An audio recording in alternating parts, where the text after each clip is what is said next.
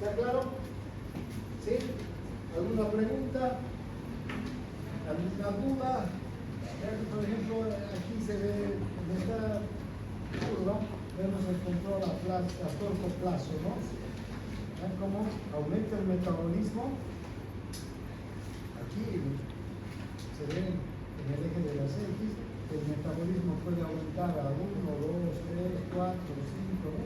De 1 a 2, 3, 4, 5, y aquí el flujo sanguíneo en el eje de las Y, el metabolismo, el flujo de 1 como un metabolismo de 1. Si aumenta el metabolismo 4 veces, el flujo puede aumentar el doble. Si aumenta 8 veces, el flujo puede aumentar 4 veces, ¿no? Al otro lado también, si disminuye el metabolismo, el flujo también va a disminuir. Aquí también se puede observar con la relación al oxígeno, ¿no?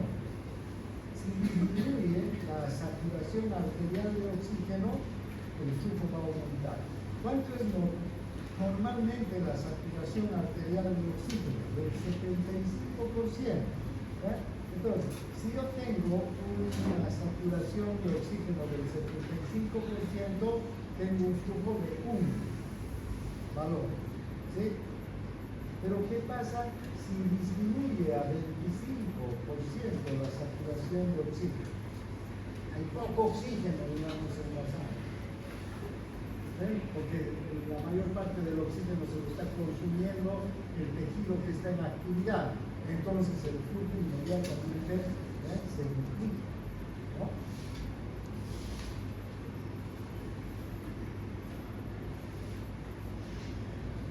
Tenemos la teoría vasodilatadora, entonces, que dice que se producen estas sustancias vasodilatadoras, y la teoría de la falta de oxígeno, que dice simplemente se relajan en ausencia de oxígeno, se dilatan cuando falta oxígeno, ¿no? Bien. ¿Dónde estamos? Ahora, el oxígeno es importantísimo para la función de la célula.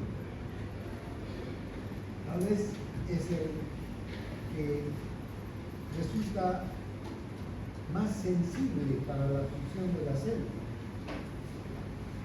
Pero hay otros nutrientes que son igualmente importantes para que la célula pueda cumplir con sus funciones. Están la glucosa, los aminoácidos, los ácidos grasos, porque ¿de dónde se va a sacar ATP? Se puede tener oxígeno, pero si no hay glucosa, o si no hay ácidos grasos, o si no hay aminoácidos que se conviertan en glucosa por la gluconeogénesis, igual no se va a poder obtener ATP, porque el ATP se va a obtener a partir de los procesos de oxidación de los ácidos grasos, de la glucólisis, ¿verdad? Entonces, es importante que se mantenga la cantidad de glucosa, de ácidos grasos, de aminoácidos, para que el flujo se mantenga normal. Pero si disminuyen estas sustancias, aumenta el flujo para que lleguen más sustancias, ¿no? Ahora, también hay estas vitaminas, la tiamina, riboflavina y la niacina. Estas son las vitaminas del complejo B, ¿no? ¿Para qué servirán estas? Para estar bien nutridos. ¿Cuál es su función de estas vitaminas? ¿Han visto bioquímica? Ya han llevado bioquímica, ¿no? ¿Saben qué es el NAD y el FAD? Bueno, el NAD y el FAD son cofactores enzimáticos, ¿sí? Coenzimas, que, perdón, más que nada, el NAD y el FAD son glucósidos, ¿sí?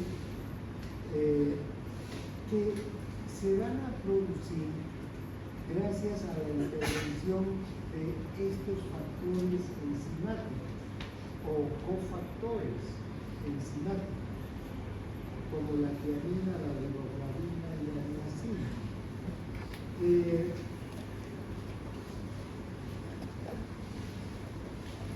Si no hay riboflavina, si no hay niacina, no se van a producir el NAD y el FAD. Y si no se produce el NAD y FAD, no se produce ATP. Porque el NAD y el FAD intervienen en la producción de ATP. Son glucósidos. ¿Sí? Bien, entonces, todo esto, la ausencia de todos estos factores también puede producir vasodilatación. Luego tenemos un mecanismo que aumenta el flujo sanguíneo, que es la hiperemia reactiva. Pero esto no es un mecanismo fisiológico, ¿no? La hiperemia activa sí es un mecanismo fisiológico, porque la hiperemia activa se produce como consecuencia del aumento de la actividad del tejido, lo que acabamos de ver. En cambio, la hiperemia reactiva, esta que tenemos aquí arriba,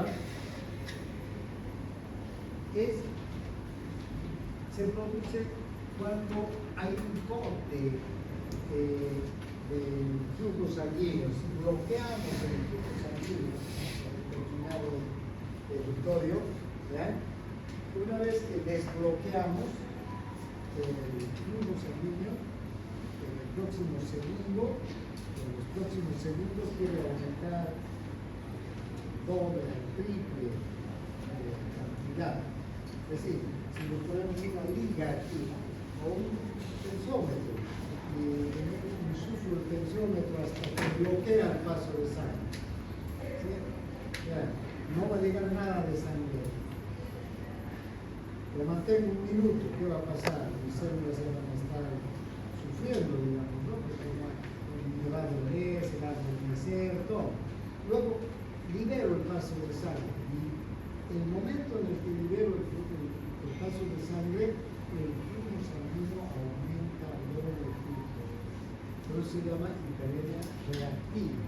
Es como que aumenta la cantidad de sangre en respuesta a un bloqueo del flujo. Bien.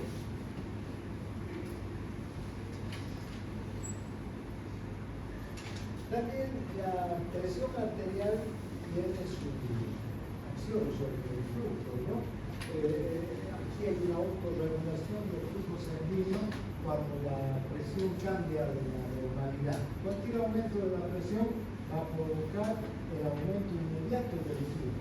Pero si aumenta la presión y se mantiene la presión alta durante mucho rato, el flujo va a tender a volver a la normalidad.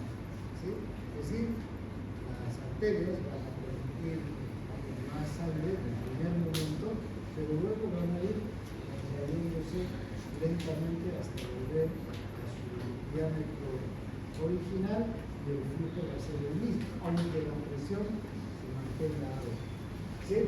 Hay dos teorías, cuando la presión, por ejemplo, aumenta el aumento de los líquidos, al halagar los vasodilatadores aumenta el flujo, y entonces hay vasodilatadores locales, ¿no? Luego la teoría biógena, el estiramiento brusco de los vasos provoca una contracción inmediata y vuelve el vaso a su nivel, a su diámetro de origen. Lo mismo, si lava los vasodilatadores, ¿qué va a pasar? Sin vasodilatadores, el vaso va a volver a su diámetro de origen, ¿no? Son teorías sobre por qué luego de un aumento brusco de la presión aumenta el flujo, pero inmediatamente las arterias vuelven a contraerse, aunque se mantenga la presión alta, el flujo